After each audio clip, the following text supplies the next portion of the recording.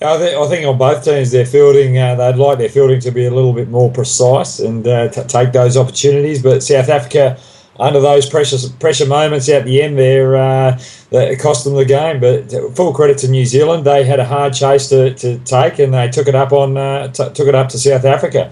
But one thing I was really impressed with was both captains, the way that they captained the game. They in key moments, they took risks. McCallum, when he got early wickets, he was prepared to have five slips when the new batsman came out.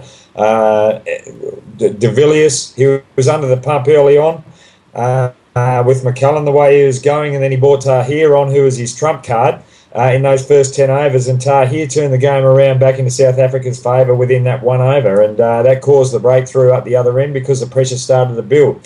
So great effort by both captains, but the fielding probably let South Africa down in those final moments, especially when Duminy and Baharaden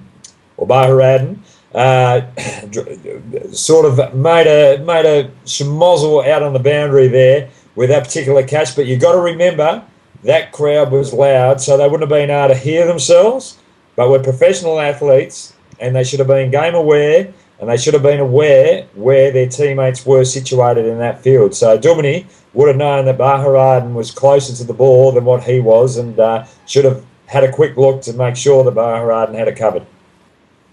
I think New Zealand have played a fantastic game, and if you look at it, South Africa on paper had the stronger team. They had more depth across the board, and the player that was outstanding was Elliott. Now, I said at the start of the tournament that he was going to be the weak link for New Zealand, and you're only as strong as your weak link, and he took New Zealand and hit those winning final runs, and his innings was absolutely a pearler. It was a brilliant innings for someone who's just new to the game, hasn't played much international cricket, under pressure, in front of his home crowd. I thought that was the knock of the tournament, and I think that's the innings of the tournament. It's the moment of the tournament. So, and people say South Africa are chokers. They definitely weren't chokers in this particular game. And the other thing that I was happy and impressed about was the way that both teams handled what was a brilliant game at the end. New Zealand didn't show over excitement or over enthusiasm with their celebrations, and they appreciated and respected their opposition, South Africa,